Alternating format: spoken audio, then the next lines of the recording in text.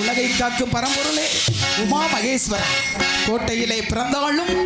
போட்டளவி தவறாது என்னும் பழமொழி கிணங்க நான் கண்ணமாபுரியில் ஆளும் அதிதியின் மகளாகிய பிறந்து அயோத்தியபுரி ஆளும் அருச்சந்திர சக்கரவர்த்திக்கு